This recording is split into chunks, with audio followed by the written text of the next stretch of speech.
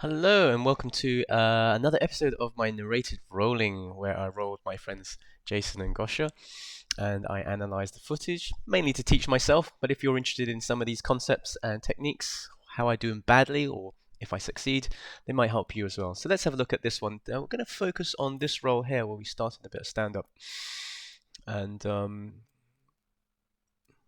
there you go. I sit rather passively to play some open guard. I'm already trying to place an under. We'll just stop it there. I'm just what you can see that I've been trying to do recently is play a little. I use a lot of De La Riva, but I've been trying to use this underhook position here, where I put my arm underneath, and it creates a sort of interesting wedge between the person De La Riva, the leg that you're De La Rivaing. It's still fairly a work in progress for me, and I'm just experimenting really, playing with what you can do with it. I give it up there and I go to De La Riva X Guard.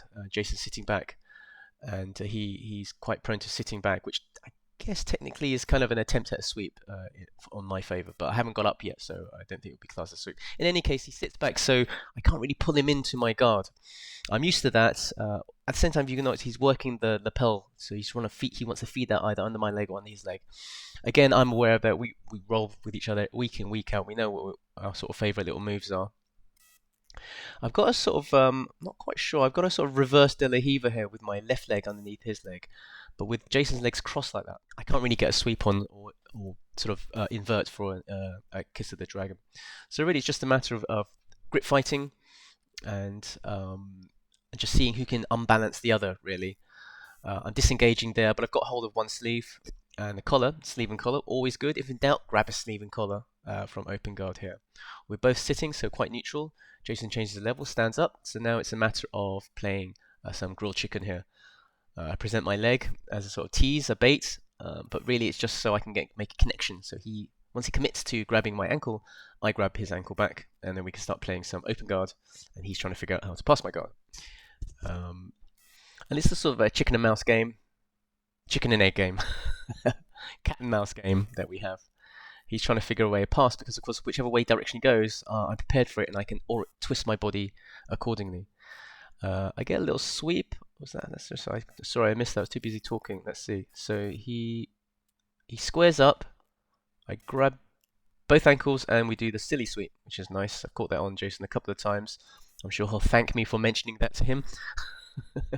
But I don't really do anything. So once he's swept, he immediately capitalizes on the fact that I don't get up, and he gets up himself. So I don't see how I could really have scored anything out of that apart from an advantage. But it does present some interesting leg entanglement positions. So as you see, I'm working an ashigarami here. I pull out because it's just I'm too squished, not really good.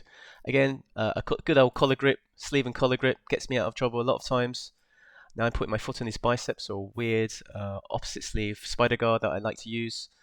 Putting my foot, and you notice that in our exchange, there's no time to breathe, no time to pause. There's a lot of grip exchanges, a lot of changes of leg positions, a lot of different placements of feet and frames. In this case, I shoot for a straight ankle. So does Jason, but Jason has a much better bite, and he gets me, so I have to tap on that one.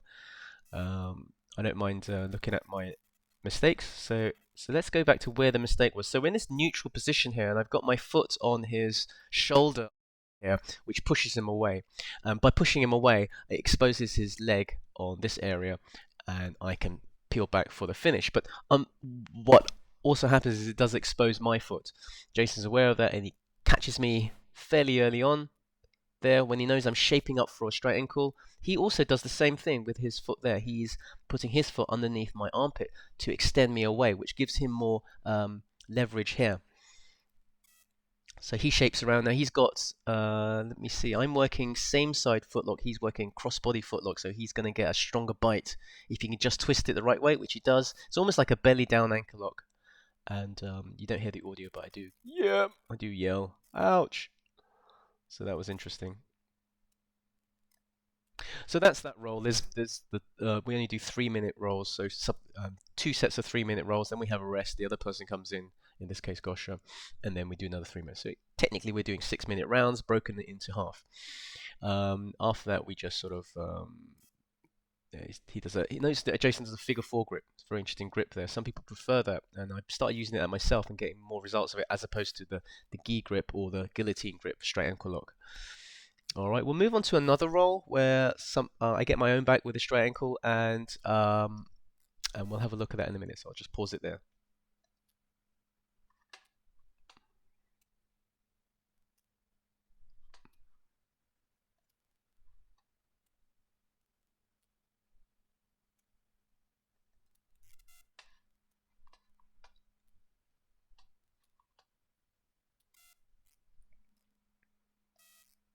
Where are we now? Okay, so this is 3 or 6 or 7. That's 30 seconds in.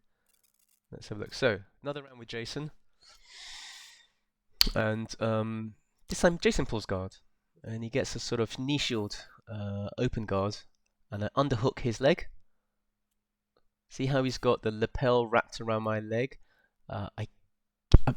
It's been a while since I've done worm guard, squid guard, and all that sort of thing, so I can't give you a name for this, but it's clearly something that he's intentionally working on to try and tie me down. But it also leaves his left leg free, so I just underhook it, pop it onto my shoulder, and stack him and pressure down. I've been using that a lot recently, and I find if you can get some sort of limb on top of your shoulder and can really press down, as long as you're aware that there's no armbar or triangle, then you can really cause them some misery, and it denies them the full mobility that the guard player needs. So here Jason gives up the grip on my gi, and I keep on pressuring down. Normally Jason escapes very, very quickly, and I'm used to him escaping very fast out of these positions, so I'm really trying hard to pin his shoulders down to the ground, keep him flat, using my substantially lightweight body. I'm also doing a reverse grip on the collar, so I'm kind of like doing a bread cutter choke. You can't see it there. It's not quite working. Get the underhook in the other arm. So I switch to knee on belly, and just driving my weight down onto his ribs there, because he's turned on his side. But being on his side, Jason's fairly robust, so he can defend himself quite well. So I don't think he's really worried about anything. But it's hard to necessarily for him to move his hips and escape. So I've got at least something there, some semblance of an attacking top game. Right now I'm pinning his left arm to the ground, because I figure if I can pin that down to the ground, it will stop him moving. But it's not easy. So I apply all my body weight onto his hand there, and at some point later you'll see me put two hands onto that arm, just to re-emphasize that point where I'm pinning his arm to the ground. It's more of a speculative move, really. I wasn't really trying to fashion anything, but I figure if I can pin his arm to the ground and get some sort of maybe Americana, there we go. There's an Americana there, maybe. But the Americana is such an easy technique to defend, especially when you're a fairly experienced purple belt upwards. So yeah, I failed on that one, and I fall over into some sort of it doesn't look like anything really. It's sort of like a loose ashigurami. So I'm working. I now go turn my hips down, and I recognize that there's a belly down ankle lock potentially. So I turn my belly down. Jason's pulling very hard on my sleeve. He doesn't want to let me get the extension on my back, but I use my left foot to push him away and get the tap. We'll just look at that again, because it's nice to look at, because often we can find ourselves in these positions but very hard to finish. So in this position, at the moment I can't stretch, I can't arch my back to get, because Jason's having a very, very strong two-handed grip on my sleeves. It's very hard to get rid of that just through extension alone. So what I want to do is get some sort of pressure on his torso, and if I can we're not allowed to kick in jiu-jitsu, push here, I recognize there. So I get my foot onto his, again, just under the armpit, on the shoulder. It doesn't really matter as long as it's in this upper part of the body. I push, it strips the grip, and I'm away. There, and it comes on very fast, especially when there's tension, when the defender is defending so hard. When he does let go of one grip, the footlock comes on extra fast. So that's all I wanted to show today. 2 rolls. One where Jason gets the better of me, the other one where I managed to get something. But I think what's important I wanted to show you is the flurry, the interchange of movements and the transitions between the various parts of open guard that we use to try and get what we want, to try and get a dominant position, or at least a submission attempt or a sweep.